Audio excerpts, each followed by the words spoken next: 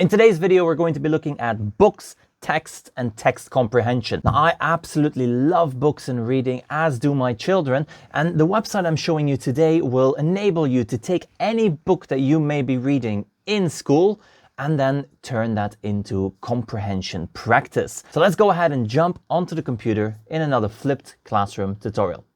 Now here you can see I've opened up the website, and the website is verbalworkout.com.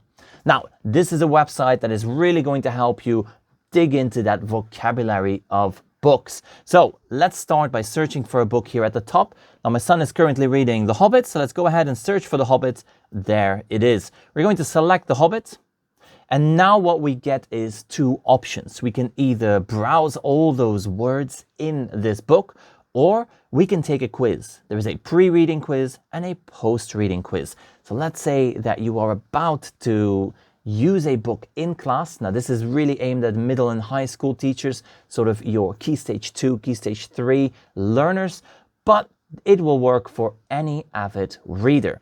So let's go ahead and jump into the post-reading quiz, and let's make it interactive. Now, I do not want to have a printable, but you could if that's what you were after. Let's go ahead and select post-reading quiz for The Hobbit by J.R.R. Tolkien. So here we now get our first question. 20 questions automatically generated for this book. So it uses excerpts of that book. So here we can see, for example, the text on pages 32 and 62 now corresponds exactly with the runes on Thor's map. People with opinions or actions that counter popular belief, what is proper, things that hold other things together, or matches. What does that word corresponds? What does that mean? Well, we can now say matches. And then we get our next one. Again, it takes an example from the book, This Most Excellent and Audacious Hobbit. What does that word audacious mean? If you're not sure, you can always click on definition, and it will then give you the definition of that word. But here you can now also select the wrong answer, and again it will say, oops, try again, and give you that definition.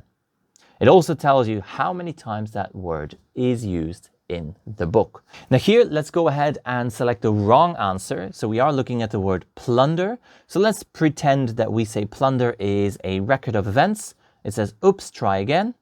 It tells me how many times that word is used in the book, 9 times. I'm not sure, so now I'm going to select another one. Okay, correct, please review the definition. And now I have to wait for 10 seconds to review that definition before I can move on to the next one. Okay, so once we've now completed the quiz, we get our congratulations screen. Now, I have made a couple of mistakes in this one to show you exactly what that report will show.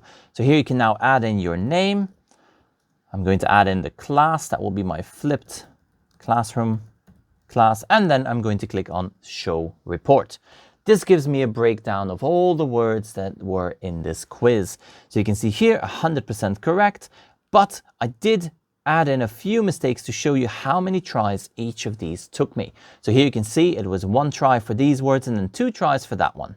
1 try for these, and again 3 tries for wretched. This report can now be used to really dive into that vocabulary of your book. This was a short little overview of verbal workouts. You can find the website linked in the description below. Let me know what you like about this website. What would you like to see added? Leave all your comments in the comment section below, and share this video with a parent or a teacher who loves books as much as I do. In the meantime, thank you for watching, and I will see you in the next one.